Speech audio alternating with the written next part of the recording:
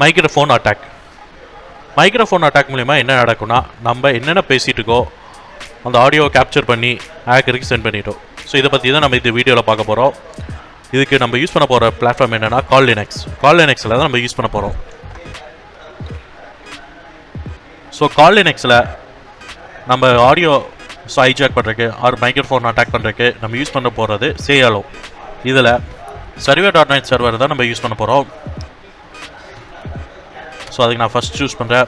So டிஃபால்ட்டாகவே distracting website, so யூடியூபே ஓகேன்ட்டு. அண்ட் சப்டொமைன் கேட்குறாங்க. சப்டொமைன் எனக்கு எது தேவையில்லை.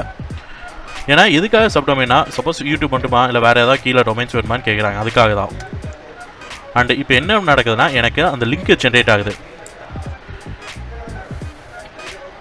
ஸோ அப்போ லிங்க் ஜென்ரேட் ஆகி நான் யாருக்காவது சென்ட் பண்ணுறப்ப அவங்களுக்கு வெப்சைட் மாதிரி தான் இருக்கும். இந்த லிங்க் தான். இப்போ இந்த லிங்க்கை நான் கிளிக் பண்ணி ஓப்பன் பண்ணுறேன். ஓப்பன் பண்ணோட எனக்கு ஒரு வெப்சைட் வருது, ரீடர் டு இது.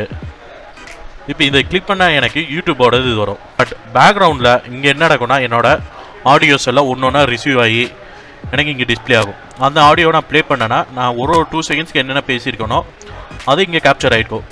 நான் மொத்தமாக அந்த ஒரு 10 ஆடியோ 20 ஆடியோ நான் மெர்ஜ் பண்ணுறப்ப நான் கண்டினியூஸாக என்ன பேசியிருக்கேன் ஃபுல் சவுண்டோட எனக்கு எல்லா இதுவும் கிளியராக இருக்கும்.